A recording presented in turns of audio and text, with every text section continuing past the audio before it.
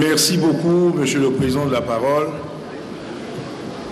Monsieur le Président, Mesdames, Madame et Messieurs les membres du Bureau, chers collègues,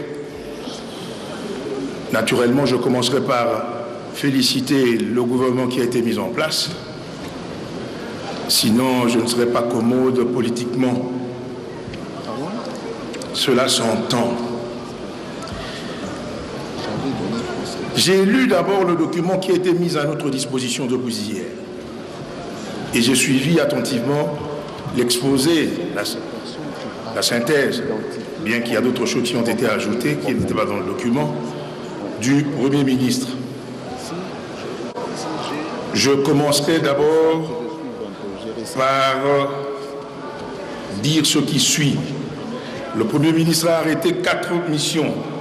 Et il dit que ces 4 missions sont en rapport avec les recommandations de l'accord global et inclusif du centre interdiocésain. J'aurais voulu que le Premier ministre, avec son gouvernement, ajoute un autre chapitre qui est important pour moi et qui, si on le négligeait, pouvait être de nature à compliquer les choses pendant le processus électoral. Il s'agit d'un chapitre sur la cohésion nationale et la décrispation, parce que la décrispation a été retenue également comme thème lors de discussions directes au centre interdiocésain. Parce que, Monsieur le Président, chers collègues, vous constatez dans notre vie politique actuelle qu'il y a une fracture. Et cette fracture, on ne doit pas la minimiser. Je ne dis pas que je tiens compte à ce que les amis ont fait aujourd'hui, mais ça a une signification. Et si le Premier ministre ne reste pas dans la logique, dans le processus du dialogue, de ratisser large, le dialogue, comme disait Churchill, le dialogue, c'est le nerf de la paix, contrairement à l'argent qui est le nerf de la guerre. Donc il faut que le Premier ministre, avec son gouvernement, reste dans cette logique-là. Et il a dit lui-même qu'il est le Premier ministre de tout le monde. Avec le concours actif du chef de l'État, négocier, toujours négocier, pour que ceux qui sont pas ici, et je voudrais dire, parce que j'ai entendu quelqu'un parler ici, nous ne sommes pas ici au niveau du Parlement de Limité ou de Kassavoubou. Justement, il faudrait que les deux tendances puissent s'entendre pour que nous puissions ramener la paix dans le processus électoral. Et j'en viens maintenant, Monsieur le Président, au texte et à l'exposé. Premier point, rapidement, je vais terminer, Monsieur le Président. Organisation des élections. Dans l'organisation, dans ce chapitre-là, le Premier ministre a parlé des ressources internes, externes, pour le financement du budget des élections. Et j'ai lu dans le texte que nous allons demander à nos principaux partenaires bilatéraux et multilatéraux de contribuer dans le budget des élections, et il dit en même temps sans émission dans nos affaires, patati patata. C'est bien. Ce discours nationaliste est important. Et nous devons être réalistes devant les faits. Parce que ces principaux partenaires bilatéraux et multilatéraux posent des conditionnalités, mais non pour nous donner de l'argent, pour ce qui concerne les élections. Alors je me suis posé la question de savoir, puisque maintenant ces gens aussi se réfugient derrière la résolution 2348, qui, elle, est un acte juridique international contraignant, qui exige l'application intégrale de l'accord. Je me dis, Monsieur le Président, que cette aide extérieure-là hypothétique. Espérons que maintenant, comme le directeur général du Fonds monétaire international, Madame Christine Lagarde, a demandé qu'on puisse recevoir, par une lettre adressée au chef de l'État, qu'on puisse recevoir les experts du Fonds monétaire international, que les choses vont aller dans le sens vraiment de signer un accord formel avec le FMI, parce que sans un accord formel avec le FMI, qui est le relais de nos principaux, de nos relations internationales financières, Monsieur le Président, on va patauger. On peut philosopher, on peut parler comme on dit, comme on veut, on peut développer des discours nationalistes ou même nationalitaires. On va rester, on va faire du surplace, on va tourner en rond, Monsieur le Président. C'est pourquoi je conseillerais au gouvernement, au Premier ministre, d'être attentif sur ce point précis. Parce qu'il faut être réaliste devant les faits, surtout devant les faits financiers qui sont souvent très têtus. J'ai lu dans ce chapitre également, Monsieur le Président, on a parlé de scrutin électoral, mode de scrutin qu'on veut rationaliser. Ah, Monsieur le Premier ministre, il faut faire très attention.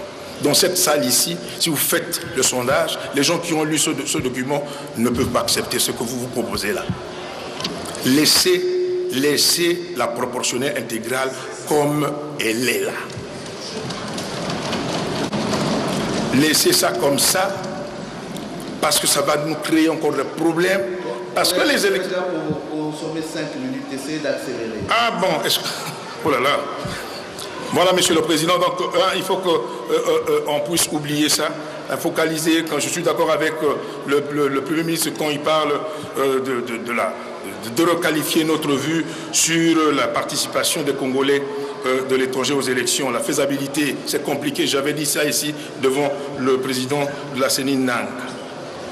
Et deuxième chapitre, stabilisation de l'ordre de l'économie nationale, Monsieur le Président.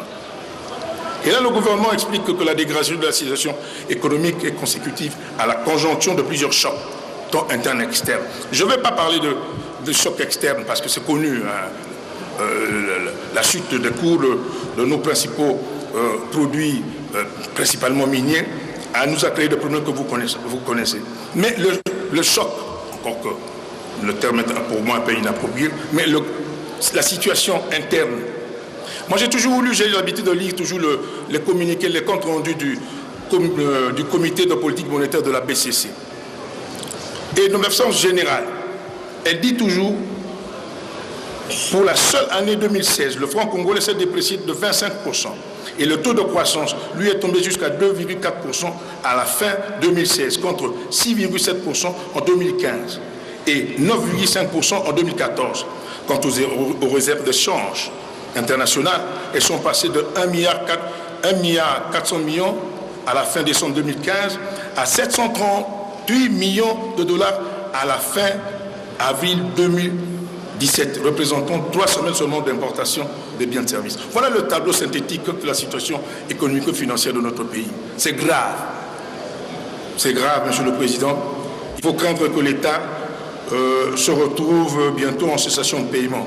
C'est un scénario d'apocalypse qui devient de plus en plus plausible parce que la capacité réelle de la mobilisation des recettes du pays a atteint ses limites. Et pourquoi? C'est parce qu'il y a la corruption, la malversation financière, la gabegie financière et autres détournements. Donc, le conseil que je vais donner au Premier ministre et au gouvernement, vous n'avez pas beaucoup de temps et vous allez marquer les esprits en faisant ce que je vous propose. Il faut auditer le pays avec le concours actif de la Cour des comptes, de l'Inspection générale des finances, qui sont les bras séculiers de l'État, du gouvernement, pour le contrôle des finances de l'État. Parce que ce qui tue ce pays maintenant, c'est le manque de contrôle, c'est l'impunité érigée en mode de gestion. Il y a des gens qui sont révoqués ou qui sont suspendus pour des raisons de malversation financière, mais qui circulent. Collègues, vous pouvez conclure, vous avez déjà consommé 8 minutes. Si chacun doit prendre 8 minutes, on est parti pour la gloire. Je conclue, Monsieur le Président, en disant ceci. En posant la question, quid, Monsieur le Premier ministre, de l'évaluation de la mise en œuvre effective par le comité de pilotage de 28 mesures urgentes prises par le gouvernement sous l'impulsion du chef de l'État pour la stabilisation de l'économie. Il faut nous dire, il faut nous faire rapport, sinon vous risquez rapidement d'avoir une interpellation dans le cadre de la continuité de l'action de l'État, on peut le faire également. Comme je n'ai pas beaucoup de temps, Monsieur le Président,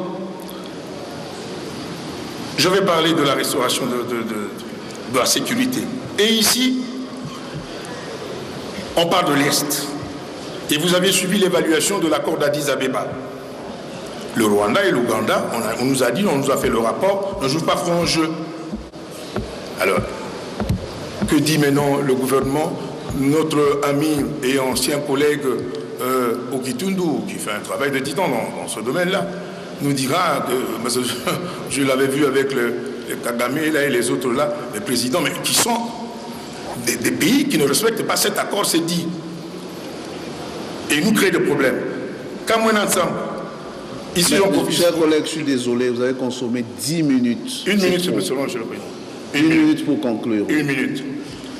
Je profiterai pour féliciter notre collègue Chadali.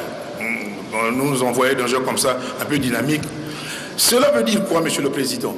Il faut cesser de politiser à outrance la vie nationale. Cette question-là, d'Akamounassa, est venue comment? Parce qu'on veut, dans chaque groupement, dans chaque collectivité, avoir, je ne sais pas, ses adeptes. C'est très, très, très compliqué et c'est très dangereux, monsieur le président. Et je termine en disant ceci. Et je termine là, maintenant, monsieur le président. J'ai vu les visages. Fondamentalement, les visages du gouvernement, les membres du gouvernement n'ont pas changé. Si les visages n'ont pas changé, mais les usages doivent changer, monsieur le président, pour sortir des sentiers battus et frapper les esprits, comme j'avais dit tout à l'heure, afin de ne pas donner l'impression que notre pays est une société à irresponsabilité limitée. Monsieur le président, j'ai soumis et je vous remercie de la parole. Merci, chers collègues.